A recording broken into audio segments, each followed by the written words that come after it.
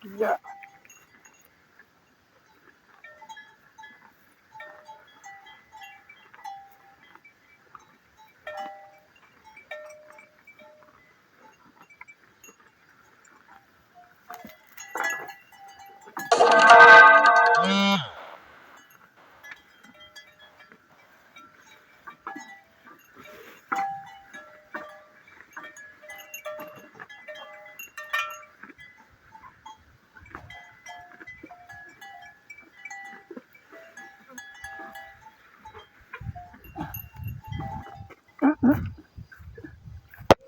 ต่อ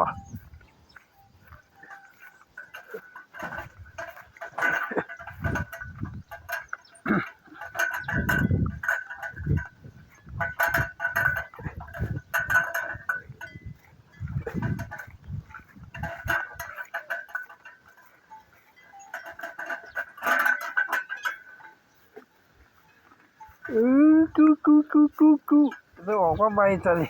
โอเคได้อย่าใช้คนอย่าใช้แต่ขอโอเคได้เดี๋ยวก็ถึงได้ดีแย่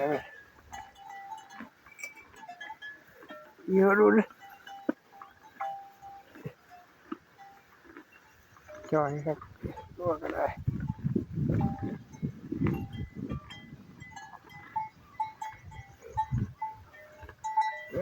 ได้ดีกินนี่แบบคุณหลอดกินนมแล้วตาเลยไหม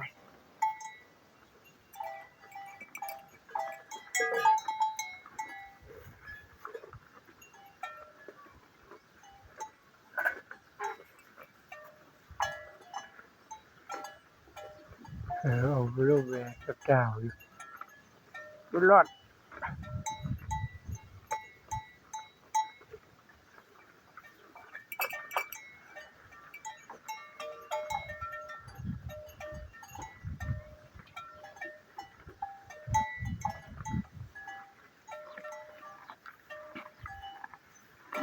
มันสอบเข้าไก่ขาดจะดีไก่คอดโบราณไปได้ปะอยู่กระดูกแง่งอยากแง่งหัวถ้าได้ครับไปอยู่ละที่จัด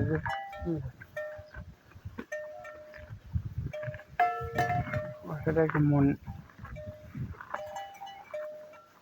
ไม่กินยา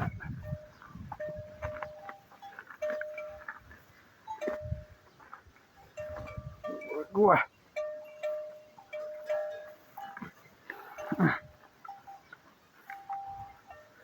10 กว่าตัวละ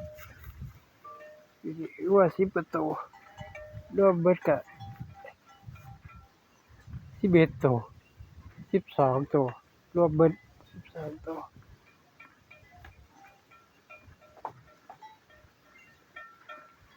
กินยาครับอยากกินอร่อยให้ตัดมาหน่อยเสียงต้นหยาตาย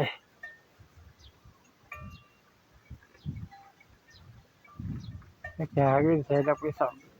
ก็ตัดมาให้สู้อย่างอื่นอย่าไปดื้อเสียงต้นหยาตายคอยตัดเล่มเราแล้วตัดพวกเอาบ้างอ่ะคุ้มค่าอยู่ว่ามันกินดี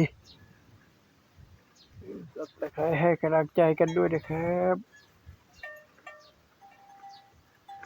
คนเลี้ยงวัวราคาถึงวัวอากาศราคาถึงทำมาสิ10,000 20,000แต่ต้นทุนเลี้ยงงัวก็หลายค่าน้ำมันตัดหญ้าน้ำมันก็แพงยังมาผิดพลาดในคลิปนี้กะแจ้งว่าตายเสียงตัดหญ้าตายอะไรตายแดดไปเช้าเที่ยวถ้าไปหาเขาก็เปลี่ยนด้านเปลี่ยนดีให้เขาเที่ยวละ500เขาเปลี่ยนแต่เขาบูคือเที่ยวละ500เพื่อบ่ได้เป็นแล้วเขาบูเป็นแต่ข้างใน หัวเสียไล่ก็ได้เปลี่ยนหัวเสียกับ1,500หรือ 2,000ซื้อใหม่ก็ถ้าซื้อใหม่ก็ซื้อใหม่ก็มี2รุ่นตัวหนึงของก๊อฟก็3,000 3,800ซื้อใหม่ก็3,800 3,400แล้วก็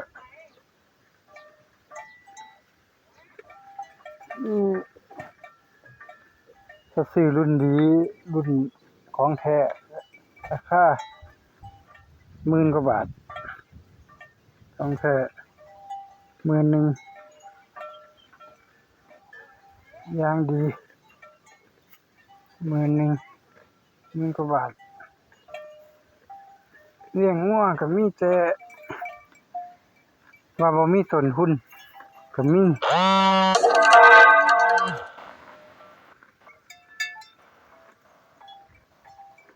อยู่ต้นทุนหลายคือกัน